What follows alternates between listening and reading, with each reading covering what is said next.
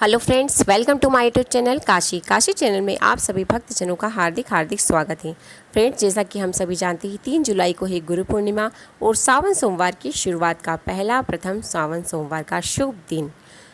3 जुलाई गुरु पूर्णिमा के बहुत ही विशेष उपाय हैं जिसमें आप अपनी पूर्ण लक्ष्मी की प्राप्ति की इच्छा को पूर्ण कर सकते हैं या अपनी विशेष कामना की पूर्ति के लिए भी उपाय कर सकते हैं।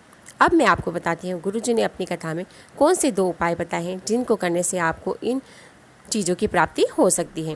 पहला उपाय आपको करना है मन चाहे इच्छा की पूर्ति के लिए। यह किसी भी विशेष काम की इच्छा के लिए आप कर सकते हैं। याद रखिए, हम कोई भी उपाय करते हैं अगर अपने हित में मांगते हैं तो भगवान जी हमें अवश्य ही देते हैं। किसी के बुरा करने के लिए हम कभी भी कोई उपाय ना करें तो हमें सफलता कैसे मिलेगी। इसलिए अपनी अच्छाई के लिए ही, अपने लिए अच्छा हो इसलिए ही हम उपाय करें, अपनी तरक्की के लिए उपाय करें, आपको सफलता अवश्य मिलेगी। आप गुरु पूर्णिमा के दिन का एक विशेष उपाय है अपनी मन की इच्छा पूर्ति के लिए। यह उपाय आप शुभ विवाह के लिए, अच्छे पद की प्राप्ति के लिए, अच्छी नौकरी के लिए या अच्छा घर खरीदना चाहते उसके लिए भी कर सकते हैं, या अपने घर में खुशहाली हो, तकलीफ़ें दूर हो जाएं, धन संचय हो इसलिए भी कर सकते हैं। किसी भी तरह की मन की इच्छा की पूर्ति के लिए आप इस उपाय को करेंगे, आपको सफलता अवश्य मिलेगी। फ्रेंड्स, अब मैं आपको बता दूँ यह उपाय आपको करना कब है। यह उपाय आपको करना है प्रदोष काल के समय, गुरु पूर्णिमा के दिन। आपको क्या करना है, प्रदोष काल के समय आपको इस उपाय में चाहिए 1 आखा चावल का दाना, 1 बेलपत्री और 1 कलश जल। आप इन तीनों चीज़ों को लेकर चल जाइए शंकर भगवान जी के मंदिर, शिवलिंग के पास आराम से बैठिए। अब जो आखा चावल का दाना आप ले गए हैं उसे आप शिवलिंग के ऊपर समर्पित कर दीजिए, चंद्रमौली महादेव की जय हो। और जो बेलपत्री ले गए हैं, याद रखिए जब आप उसे समर्पित करें तो डंडी का भाग अपनी ओर होना चाहिए, उसे भी आप समर्पित कर दीजिए। जब आप बेलपत्री समर्पित करें तो अपनी कामना बोल दीजिए और फिर समर्पित करिए। आप जो 1 कलश जल ले गए हैं आप धीरे धीरे भोलेनाथ जी को जल समर्पित कर दीजिए। श्री शिवाय नमस्तुभ्यम मंत्र का जाप कर सकते हैं। चंद्रमौली महादेव का नाम आप अवश्य लीजिए क्योंकि यह उपाय चंद्रमौली महादेव के नाम से ही आपको करना है। आप अपनी कामना बोल दीजिए। आप संपूर्ण जल आप शिवलिंग पर समर्पित कर दीजिए। जब आप जल समर्पित कर दें तो आप क्या करें, उस जल को झील के ना लाएं बल्कि थोड़ा सा अपनी दोनों आंखों पर लगा दीजिए। अपनी कामना बोलकर बस आप आ जाइए। आप यकीनन इस उपाय को पूर्णिमा के दिन करेंगे तो इस पूर्णिमा को करेंगे, अगली जब पूर्णिमा आएगी आपका वह कार्य पूर्ण रूप से सिद्ध हो जाएगा। आप जिस भी इच्छा के लिए इस उपाय को करेंगे आपका वह कार्य में सफलता अवश्य ही मिलेगी। अब पूर्णिमा तिथि के दिन का दूसरा उपाय है पूर्ण लक्ष्मी प्राप्ति का उपाय। यह उपाय है गुरु पूर्णिमा में प्रदोष काल के समय आपको इस उपाय को करना है। आपको इस उपाय में चाहिए 1 सफ़ेद फूल और 1 कलश जल। आप इन दोनों ही चीज़ों को लेकर चले जाइए शंकर भगवान जी के मंदिर। अब आप पूर्ण लक्ष्मी की प्राप्ति के लिए आप क्या करें, सर्वप्रथम जो फूल है, याद रखिए इस उपाय में सिर्फ सफ़ेद फूल का ही प्रयोग करें।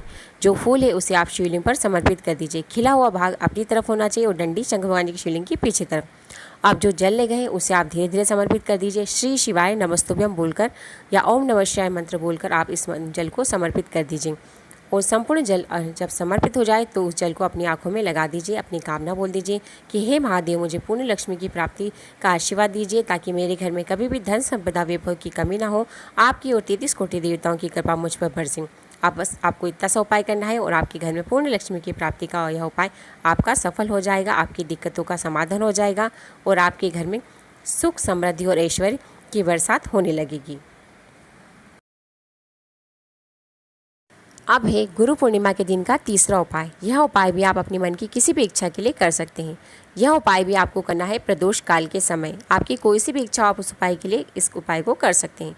इस उपाय में आपको चाहिए 1 कलश जल, 5 अच्छी बेलपत्री और 1 कमलगट्टा।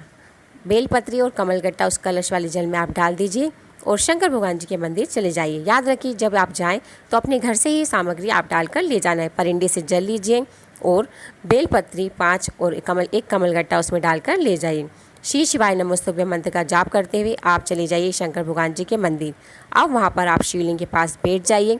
अपनी माँ की कामना बोलते हुए आप संपूर्ण जल शिवलिंग पर समर्पित करिए। जब आप जल समर्पित करें तो आपको एक नाम लेना है, वह है चंद्रेश्वर महादेव की जय हो। इस उपाय में आपको चंद्रेश्वर महादेव की जय बोलते हुए संपूर्ण जल और 5 बेलपत्री और 1 कमल का डर जो भी उसमें है संपूर्ण सामग्री आप शिवलिंग के ऊपर समर्पित कर दीजिए और अपनी मन की कामना बोलकर आप आ जाइए। जब आप 5 बेलपत्री समर्पित करें तो आप क्या करें, कभी कलश में रह जाए तो उसे आप निकालकर शिवलिंग पर समर्पित कर दीजिए।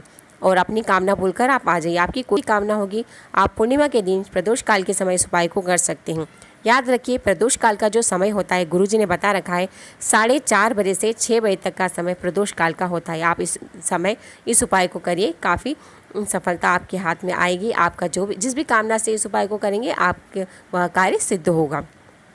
अब है चौथा उपाय। मान लीजिए आपके घर में बच्चे को पढ़ने में मन नहीं लगता है, तो आप क्या करें, इस दिन पूर्णिमा के दिन रात्रि के समय 10:15 पे या 11 बजे तक आप क्या करें, उस समय आप अपने बच्चों को ले जाइए चंद्र दर्शन कराने। और आपको इस उपाय में चाहिए एक रुद्राक्ष। आपके पास जो भी रुद्राक्ष हो, आप उस रुद्राक्ष को लेकर आप चले जाइए चंद्र दर्शन के लिए। जो बच्चे का पढ़ाई में मन नहीं लगता है, उस बच्चे को आप रुद्राक्ष के बीच में जो छेद होता है उससे आप चंद्र दर्शन कराइए। 3-4 मिनट तक एकाग्रता से बच्चे को कहिए कि आप सिर्फ चंद्र दर्शन करिए। बच्चा खेल खेल में उस छेद में से चंद्र दर्शन कर लेगा और चंद्रदेव की कृपा उस पर हो जाएगी। उसका पढ़ाई में मन लगेगा, एकाग्रता बढ़ेगी और आपकी जो परेशानी है वह परेशानी दूर हो जाएगी और बच्चे का पढ़ाई में मन लग जाएगा। अरे आपको लाभ अवश्य मिलेगा। आप जिस भी उद्देश्य की पूर्ति के लिए करेंगे आपकी वह कामना अवश्य पूर्ण होगी। अगर आप ये वीडियो देखिए तो इस चैनल को लाइक, सब्सक्राइब और शेयर करना ना भूलें। प्लीज़ इस चैनल को सब्सक्राइब जरूर करें। Thank you.